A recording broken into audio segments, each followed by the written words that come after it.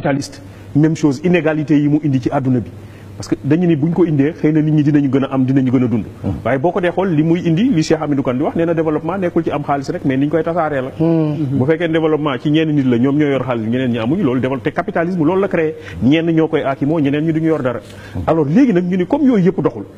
nañu xaar ci nit ñi ñu indil ñu offre bu bees moom la Sonko de. waaw loolu laa la bëgg a indil historique bi loolu la voilà donc nañu xaar ci nit ñi ñu indil ñu offre bu bees offre boo xam ne dinañ ci gis suñu bopp alors gis nga nañu fàttali ko tuuti bi Ablaye Wade bi muy génn ci bi muy perte pouvoir bi en 2012 dafa amoon ñu taxawoon assise nationale dafa génne benn offre dañ koo togg liggéey ko bi ñu paree ñu ni kan mooy jël offre boobu pour taxaw pour xeex contre Ablaye Wade parce que objectif bi c'était loolu nañu dajale opposition yi yëpp ñu taxaw togg benn offre jox ko kenn mu porté ko ñëpp jàppale ko mu daal di jàkkaarloog Ablaye Wade bi ñu demee ba ci cëppaandaw la ba ca tefes ga la ñu gis ni déggoowuñu parce que kii jël fii kii jaar Moustapha Niasse jaar fële Tanor jaar ne le affaire yi tasaaro Macky Sall ñëw ak offre yoonu yokkute waaw taxaw fa rek donc il faut bu ñu fàtte loolu offre boobu parce que kuy bëgg wax ni programme ak ay offre amul sens da ngay nax sa bopp ak discours amul sens da ngay nax sa bopp non damay fàttali Seydou Gueye kay da doon wax ne nous on fait même pas de promesses nous nos termes on fait des engagements mais c'est ça yoonu yokkute bu ñëw ak yoonu yokkute proposer ko population yi wër Sénégal nit ñi gis ci seen bopp daal ni kii la alors Sonko tey jii mu mel ni dafa liggéey moom tamit ci benn offre bu bees dafa xam nga boo ko dee xool sénégalais yi li ñuy jooy lu ci ëpp moom mooy suñu alal bi niñ ko yoree am na problème xam nga déjà Sonko bu ne député yi la ñuy fay impôt moo gën a néew foofu la enseignant bay fay impôt loolu dafa nekk lu doy waar ñu ñëw ci accords yi ay affaire pétrole affaire gaz et cetera mu génne ci loo xam ne lu documenté la aussi maanaam xam nga pour la bu njëkk da ngay gis koo xam ne dafay wax lu ko neex rek quoi jéem a kii mais li muy wax daf koo documenté ni attaqué leen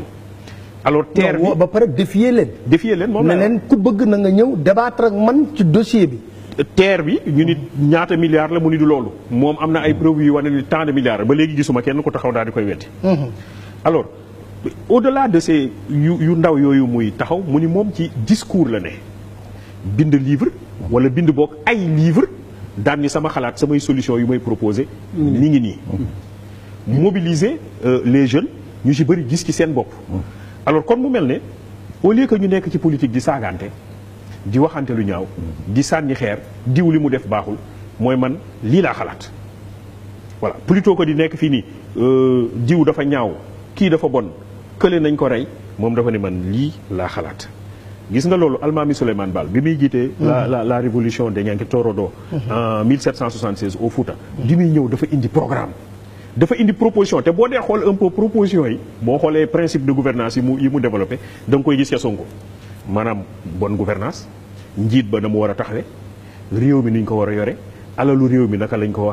war a doxee et cetera donc loolu dafa nekk loo xam ne lu am solo fi muy woo nit ñi terrain bi muy woo nit ñi mooy terrain xalaat te loolu mooy politique boo ci génnee xalaat ay pexe yi ñuy def pour jëmale am réew kanam ci leneen nga nekkatoo ci politique. alors Moustapha dama lay dugal dans le bain déjà je comprends yaa ngi nekkoon ci rédaction beeg yooyu je comprends Moustapha mon ami qui Walfadjri alors Moustapha gis nga la stratégie de Sonko je pense que ça fait mouche parce que depuis mu defoon grande rencontre bi place de l'Obélisque ba tey jii moom mooy cible bi nga xam ne numéro 1 bu le pouvoir alors conséquence da koy jox buzz lui il continue à faire son travail tranquillement dem Kër Massar ak la ko fa dal ak loolu yëpp continue son travail donc ça veut dire qu'il a réussi quand même à secouer le pouvoir. d'accord Pape maa ngi lay nuyu bu baax. di jéggalu ci tardé bi di nuyu sama mbokk yi ma fekk. ak ñëpp ñi nga xam ne ñoo ñuy seetaan waxtu wi ci 2STV. alors Ousmane Sonko man damay wax ne qu'on le veuille ou pas. qu'on l'accepte ou pas c'est une réalité. politique qui existe au Sénégal et li ko may mooy li professeur doon développé sànq c'est-à-dire que d'abord en méthode de ciblage j'ai l'impression que ni Ousmane Sonko très tôt dafa xam fan la jëm ak fan la war a dóoree c'est-à-dire que c'est pas quelqu'un qui parle comme ça pour parler. Non, il a voulu parler à un public a une opinion précise. Il se dit peut-être une chose très simple, c'est que Sénégal depuis 1960 il y a des gens comme le disait Assane tout à l'heure yi nga xam ne ñoom ñooy bénéficier wu ci te dañ ci ñëwaat léegi ci prébande yi. ñoom ñooy bénéficier wu ci di ñu yore pouvoir gi. ñooñu da nga leen di fekk ci nguuru politique gi da nga leen fekk ci économie bi da nga leen fekk ci sëriñ si da nga leen fekk feneen. am ci ñu mel ne Babacar ak Pape Alé ak man ak Assane ñoo xam ne peut-être ay sénégalais lañ di fay l'impôt comme sénégalais yëpp mais depuis 1960 il se pose une question très simple mooy ñoom lan la leen seen réew jariñ en réalité. question simple la ñuy posé lan lay jëriñ ñenn ñi dañ naan la wéy Sénégal moo la jàngal école ba nga feebaree moo la faj et cetera mais tu te dis et après Sonko nous dit quelque chose de très simple.